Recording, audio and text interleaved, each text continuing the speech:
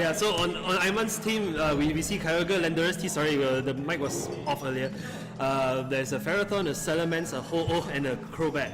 And I think once again for Chong T's team, it's a Groudon, Yveltal, Kangaskhan, Smeargle, Thundurus, and Klefki.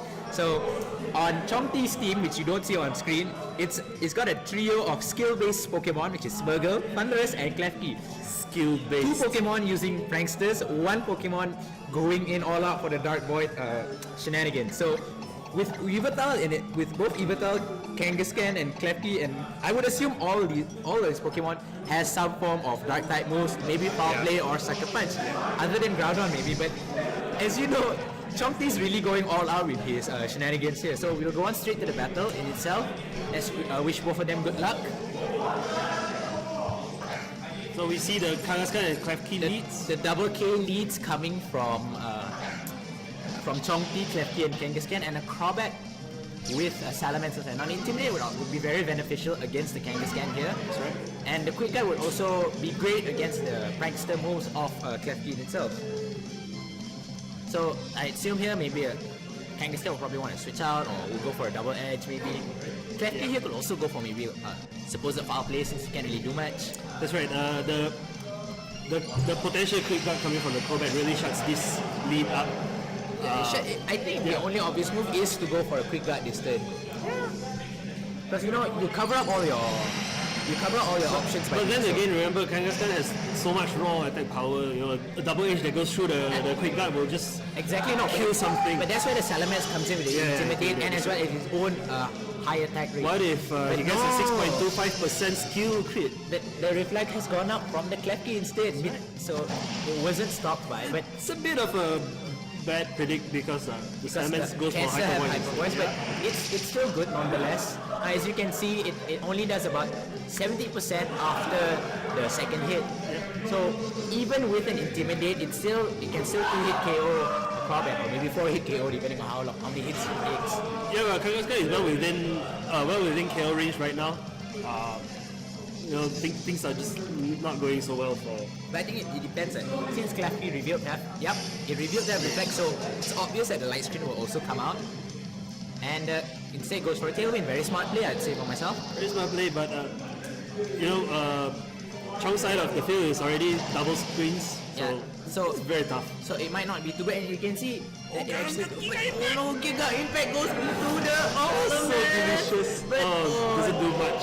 But it does only about 60%, and the next turn it won't be able to attack. A very interesting choice coming from Chong himself, having both Double Edge and Giga Impact. Yeah, I think he thought he was going to go down this turn. It's quite unfortunate that he miscalculated that. And now the Kangaskhan, definite Super Fang here. Now that bypasses both the Reflect and the Light Screen. So Flamethrower onto the Klefki because knowing that Kangaskhan lost one turn right there. That's right. Yeah. But here in itself, it could be advantageous to Chong because now he has a free switch into his team, and his Kangaskhan is now back up at its full HP. It's now back up to its ability to attack because it's recharged. Yeah, that's right. I'm sorry about that mistake. So a shiny flying Bacon has come out in the form of Yveltal. Yeah, Dark Aura, hopefully raising Sucker Punch to... It might boost Sucker Punch ability. Now, depending on what Yveltal's carrying, if it has the Dark Pulse, it could possibly KO both Pokemon, but you got an obvious Quick Guard coming here. Chong doesn't look too pleased with that move because the Sucker Punch coming in and a Sucker Punch from Yveltal as well. Fantastic moves there, Chong. But as you can see, Yveltal having so much bulk, and coupled with the Reflect, it does barely 20% damage. Yep. So now, the big man has appeared in the form of Groudon. So Aiman here might have a little bit of problem, but seeing as he has a Kyogre at the back, it won't be too much of a problem. I don't think so because once again, first of all, the Kyogre is at the back, and secondly, Groudon doesn't do much against Salamence, right? Not exactly. Yeah. And with the Tailwind up, it's fairly easy to say that Kyogre can run free and run rampant, just basically kill off the Groudon easy peasy. That's right. Knowing that Aiman's side of the field is way faster than the other. I think Chong made a wrong mispredict there by going for a double Sucker Punch. Yeah, Aiman is free to go all out offense at this point and just finish these two off. that's the thing when you're playing with against the Crobat. You always need to predict, or like you always need to expect. Yveltal avoided the super fang. It's a bit Man, surprising. it's a bit unfortunate, and as you can see, it doesn't go below 50%, and the foul play will definitely pick up the KO on the Salamence. Yeah. So Groudon here revealing that he has Thunder Punch, so it does have something against that Kyogre later on when it comes in. So Chong is now in great momentum here. He still And has the the screens tailwind, up. the tailwind's petered out depending on how fast Aiman's Kyogre is. But I assume if the record, but Ho-Oh comes in. Now, a lot of people have argued that Ho-Oh is the premier counter to a Groudon, but since it revealed it had Thunder Punch, it doesn't seem like it's gonna be that way. Yeah, but then again, there's a Kyogre on the other side of the field, so both of them threaten Groudon so badly. So, I'd say for here is that he needs his Yveltal to do a lot of damage this turn. I think a foul play onto the Ho-Oh here would cause a significant amount of damage. Yes, but I would be more concerned about the Kyogre because Yes, correct. Because it's free to attack like crazy. The Kyogre, depending on how bulky the Yveltal is as well. Yes, because yes. It can go for a roost or not.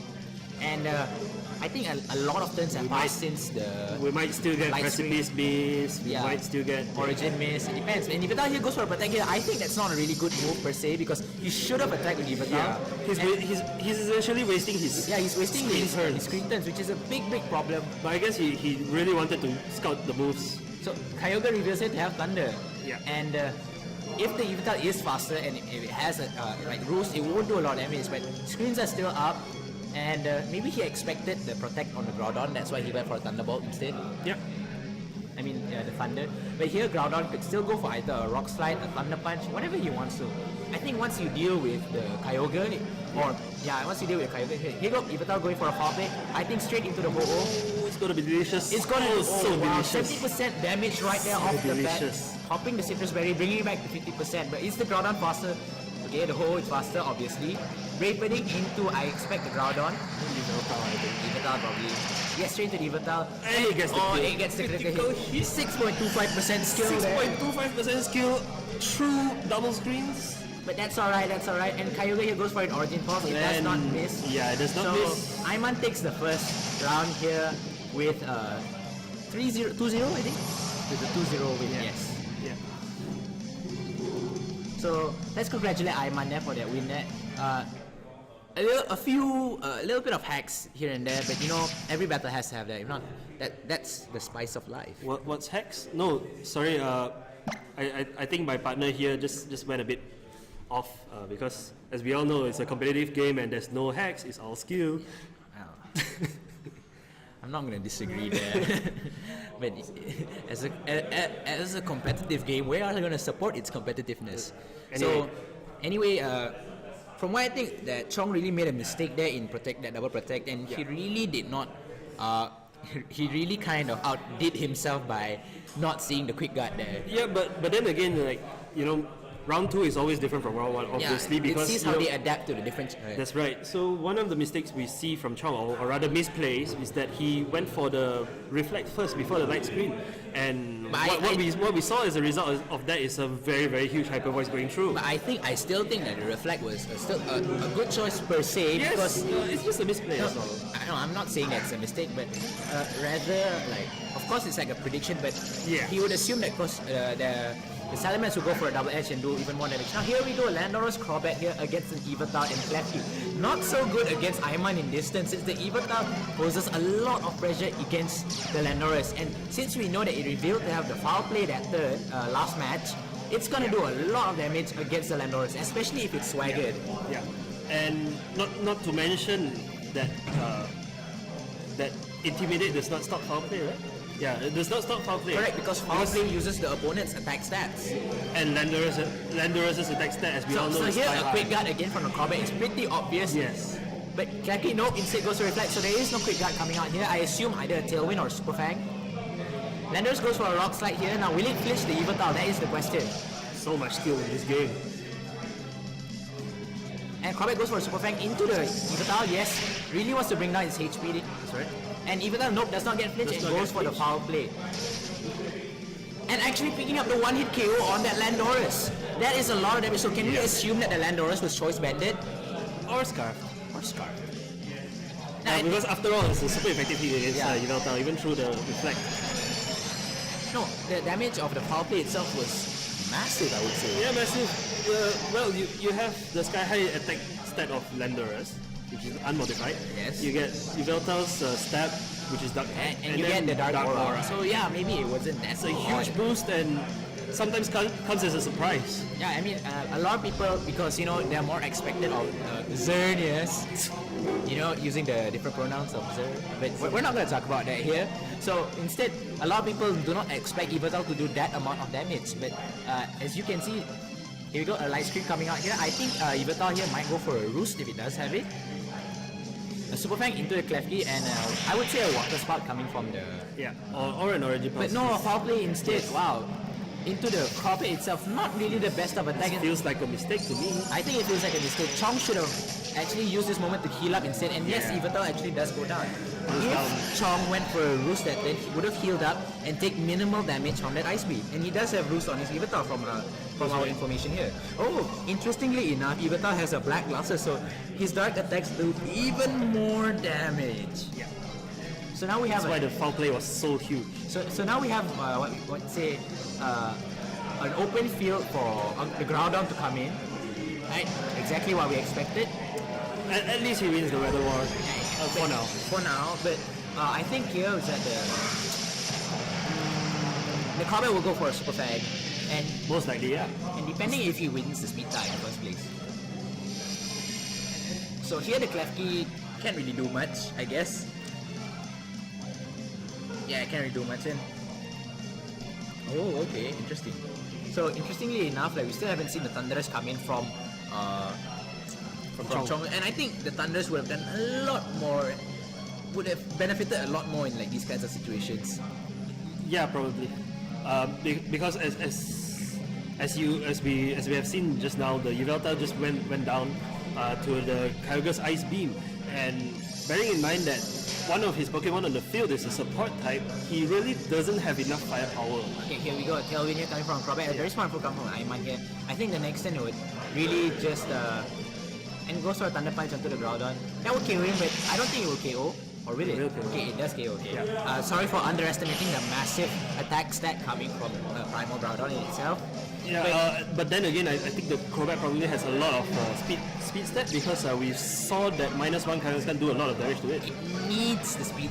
It needs the 252 speed in order to actually perform to its best abilities. So Salamence comes in and fires intimidates off the Groudon, Intimidate. which is not that good for Aiman itself. Now, since if he chooses to switch out Groudon here, he might still be able to win the Weather War and reset his Intimidate. So that will be the best move here.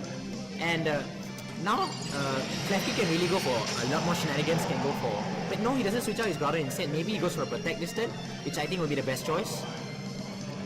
But actually he just leaves it open for a Flamethrower onto the Klefki, definitely bringing up the KO. I don't understand why didn't he go for a Thunder Wave or a Swagger instead. Yeah. Because that would be the best move since there is nothing to stop it. So Ice Beam here, I assume will do about 50% damage. No, That was actually critical. And so this Groudon might be very especially defensive. Now the Thunder Punch, even at Intimidate, gets the paralysis. 10% skill. So, but the Salamence here can still do a lot.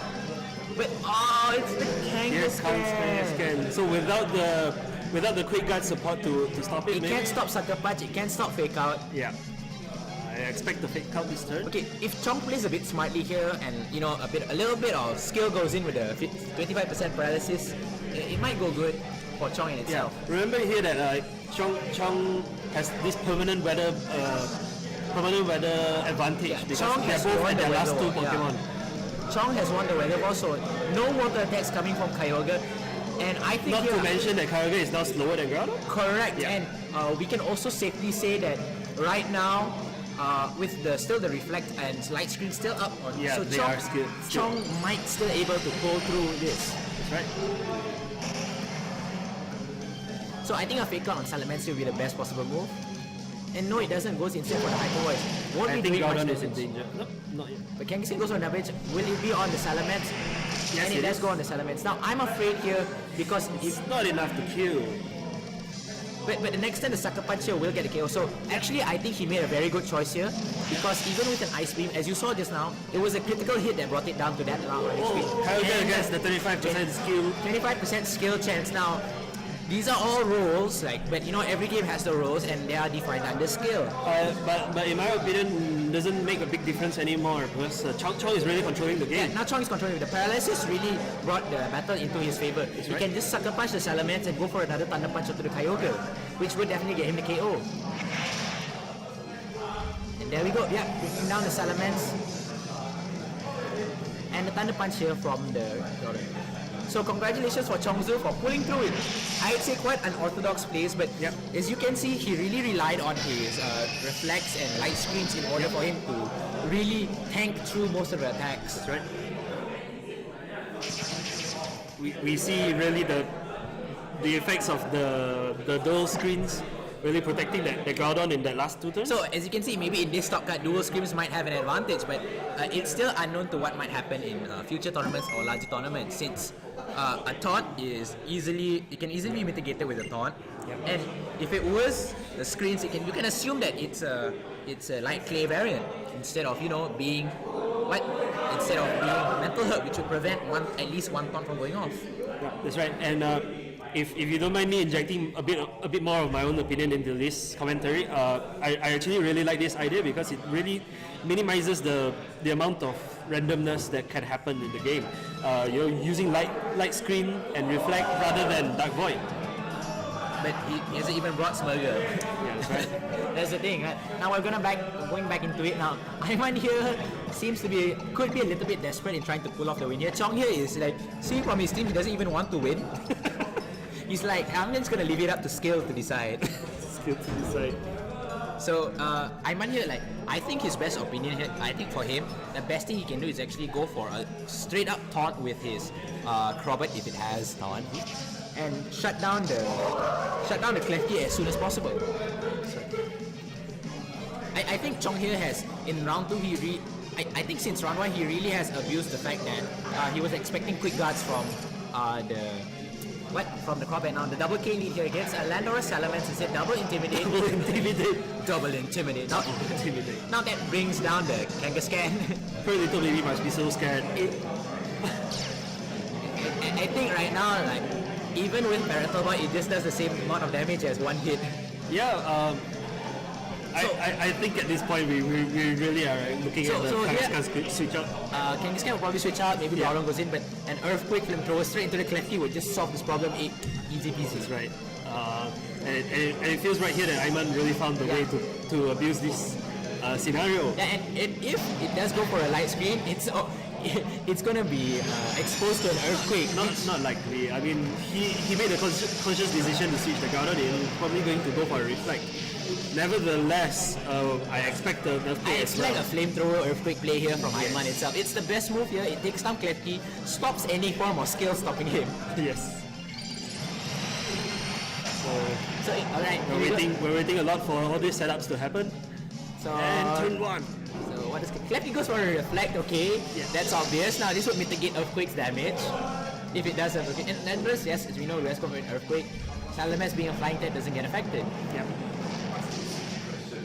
And it's still doing a lot of damage here. Salamence going for a Hyper Voice. Not going to pick up. Klefki's just going to be able to set up another light screen, which... Yes. But the drawback to that is that Groudon is able to take in a lot of damage. I think not to mention the lack of offensive pressure from Klefki's side of the field. I think the first thing that Chong should have done, he just should have went straight for the fake out onto either Salamence. I think he should go for a light screen and fake out onto the Landorus instead, preventing any form of misdemeanor or damage. So the second Earthquake just enough to kill the Groudon as well? Yep. Just enough, but it did a lot of damage even under Reflect, about 50%, which is a lot. But then again, we're talking about Landorus, so yeah. Salamence is screaming to no one. But I think here we know that the Landorus is revealed to be Scarfed because it outsped Salamence. Yep. So Yveltal comes out here. If it is Scarfed, then it's locked into choice here. With Kangaskhan coming in, I think just the obvious thing is to fake out Salamence and foul play it. Possibly. It's a good play to do so.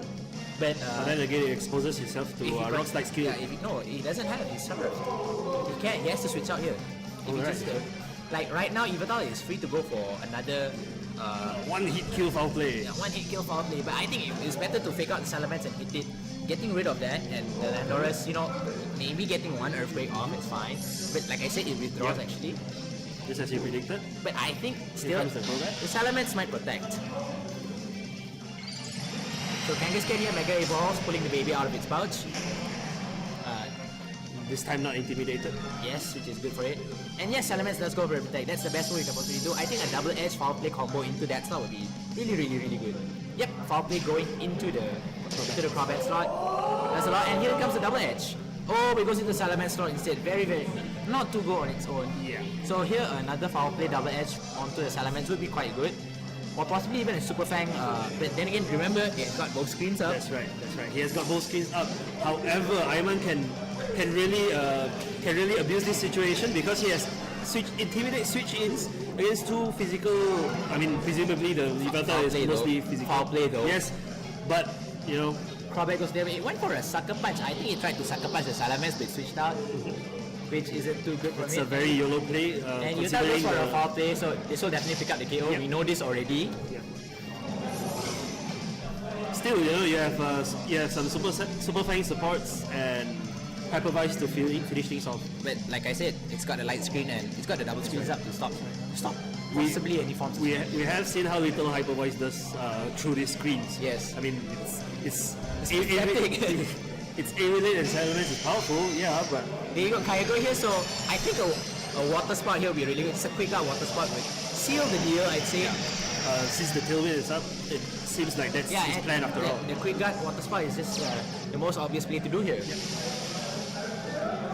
I think he shouldn't have KO'd the. It was a safe switch for him. Yeah, it was an easy switch for him. Like, oh, okay, Landorus goes down, but now it's a free switch into back his Kyogre. Yep. I'm just really interested to see how much that water spout would do. I mean, definitely gonna kill. With a quick gut, it would be a full HP water spout. Oh, but no quick guts instead. Going straight for the sucker punch onto the Kyogre. Oh, so not much sucker punches are gonna go off today, but maybe it's an Origin Pulse. Yeah. For all we I mean, know. we And yes, have it seen is. that Origin Pulse already. And here we go, Origin Pulse. Looks so pretty. Yeah, boy. Picking up the KO on the Kangaskhan after that hit. Delicious. So, nicely done there from Aiman. I think he definitely takes the win here. Now that especially with the Salamence at the back, they can't really do much. It's 3 versus 1. So here, just a Super Fang and an Ice Beam would just seal the deal. Yep. Okay, Super Fang hits into the Yveltal and here we go, Thunder instead. He's in range. But I think the Ice Beam would have been better. And there we go, Aiman wins the top 4 round for this match against Chong. Let's congratulate him for doing it. I still would say Percy or Chong in this case really tried. I really expect him to bring Thunderous in because that's what would have gotten him an edge over Kyogre, over Salamence, over Ho-Oh, over Crobat. How many things are weak to Thunderous on that team? Yeah. But then again, maybe the Thunderous is not so much on offense. He could have just gone Thunderous Burgle and go for Dark Void and crap. Yeah. I mean, like, if you have Thunderous on field, like you're essentially scaring the crap out of your opponents with it. Also, another thing that we saw in round 3 just now was that the sheer difference between setting up 2 screens against just plain using Intimidate against your opponent. You could see how much damage it actually mitigates because Reflect and Light Stream cuts half of all damage. No. Was it 25%? It's equivalent to +1. +1. Yeah. Okay, so I think it's 25. 1.5, I think. 33%. 33%. Yeah. Okay, It's around there. It's around there, but it's still. But compared to Intimidate, which fires off the moment the Pokemon enters the field, I mean, taking 2 turns to set it up is just it's just too expensive to me. Yeah. If you hear the sounds in the background, it's the other. There are the other two top cut four. Yeah, who are very Stephen passionately playing. Stephen Tan and Gary Ng. They're playing very passionately. It must be a very exciting game. It must be a very aggressive, excited, and heat-inducing match, I would say so myself. But let's keep all the innuendos out of this and put it PG. And we hope for I think it will be the finals after this. Yes. For more unorthodox teams to show up. So now we can see Aiman, he has his Kyogre, Salamence and Ho-Oh team. So basically a Ho-Oh team on one side in the final. So will it be a Groudon team on the other end, the big six maybe, or will we see the double primals on Stephen's team? Now, just in case you were wondering, yes, Cybertron did use it to win Anaheim Regionals, but it was also used to win the Wakefield Regionals in UK, if I'm not mistaken. Is it UK or in Europe? Well, let's just say it's in Europe, that's for sure. Yeah. So you can see that the consistency of that team was actually built to counter the big six on its own, because you know when your opponent has Groudon, you bring Kyogre, and if the opponent has Xerneas, then you bring your Groudon. But then again, what we've seen from Aiman just now, he didn't exactly bring a big six team. Yeah, his one is the Ho-Oh team, the Ho-Oh Kyogre team, which both of them kind of counter the big six, because Ho-Oh is known to counter Groudon with its huge, with its amazing, with its good stats and great bulk. Yep, really looking forward to the finals, but for now, let's take a break. Let's take a break now, and we'll catch you for the finals of the 4th Blaziken Series Premier Challenge Series. Thank you very much for watching.